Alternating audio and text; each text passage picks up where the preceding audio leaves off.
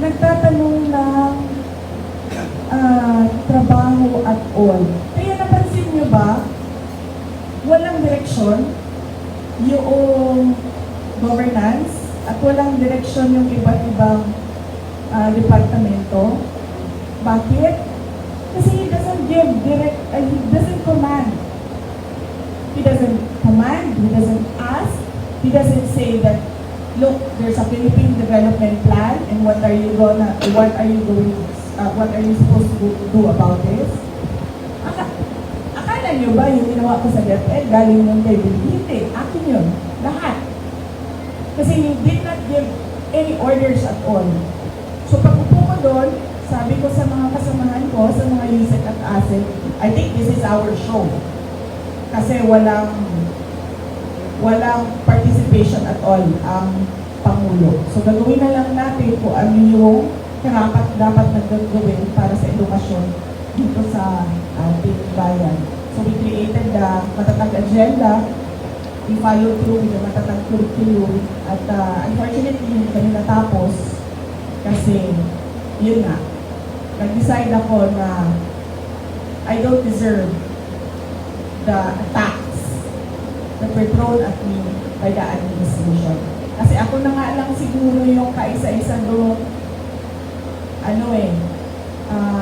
nag-deliver para sa cabinet ni BBM. Tapos ganoon pa yung gagawin nila sa akin. O di nung nawala ako, wala na.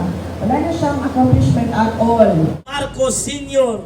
Ngayon naman ay ang nagnanakaw ay si Martin Romualdez para kay Marcos Jr. So kung anong ang puno ay siyang bunga, kaya ang tunay na salot sa lipunang ito ay walang iba kundi ang Romualdez Marcos sa Pilipinas na ito. Sila ang tunay na salot sa bansang ito. Kaya kung nakakausap nila ang kanilang mga ama, yan po ay sinusundo na sila. Kaya sumama na kayo sa inyong mga magulang. Tama na't marami na kayong ninanakaw mula sa kaba ng bayan. Ngayon naman, pakinggan po natin ang boses ng isa nating kasamahan ng Nature Defender. Magandang gabi po sa inyong lahat. Ako po ay humamahanga sa inyo dahil kayo ay napakatyaga ninyong makinig sa mga pahayag. No? Nangangahulugan lamang yan na yan ang katangian ng mga Pilipino. Na meron silang kakayanang makaintindi ng tama at mali. No? So, mabuhay po tayo. So,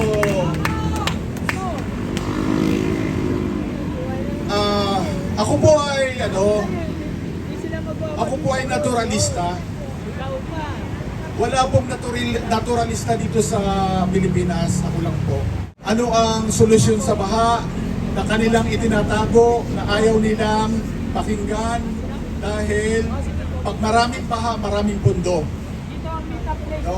So, napakahalaga po ng pagkakataong ito dahil meron tayong kasabihan na kapag puno na ang salop, di ba kinakalis?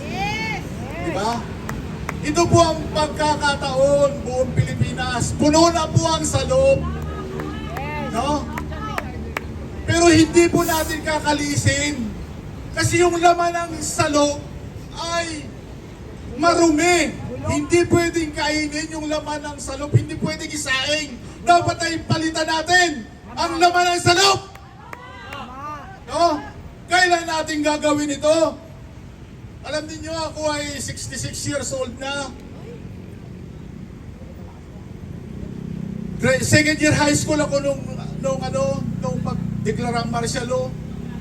Mga 22 years old ako nung EDSA Revolution. Katulad ako nakikinig ako ang sarili ko kay Park. Pero mas matindi si Kuya Park, no? Mas matindi siya.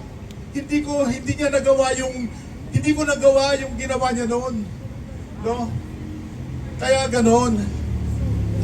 Alam po ninyo, meron akong i-share sa inyo na kung kayo ay maniniwala, dapat natin tayong kumilos ngayon dahil na-realize ko, meron akong pruweba na ang ating bansa ay bansa ng api. Tayo ay inapi ng mga mananakop na Kastila. No? Nagrevolusyon tayo. Inilimbak yung ating pambansang awit, 1898. Basahin ninyo ang huling talata. No? Ang huling talata ng ating pambansang awit, tayo ay api hanggang ngayon. Di ba? Kailan tayo kikilos? Di ba nakalagay sa talata ng ating pambansang awit? Paano yan nalimbag? Kasi talaga tayong inapi tayo ng mga Kastila. No? Aming ligaya na pag may mga api.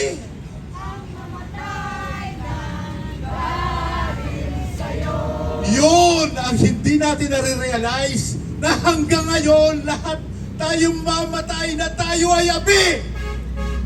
Ha? Tayo ay api. Hanggang ngayon, inaapi tayo ng mga dayuhan. No? Bakit pa si Bongbong Marcos ay napakalakas ang loob, napakakapal ng mukha? Ha? Ang paniwala natin ay tayo ang nagluklok sa kanya. Pero lahat ng mga nandiyan sa gobyerno, mga senador, mga congressman, no? Hindi yon ang kanilang paniwala. Ang paniwala nila ay basta't protektado sila ng Amerika, mananatili sila sa pwesto. Ganyan ang rason bakit si Bongbong Marcos ay makapal ang mukha. Tama o mali? Oh, so napakalaki komplikado ang ating revolusyon ngayon. Mahirap. Pero kailangan nating gawin. Kailan natin gagawin yan? Ha?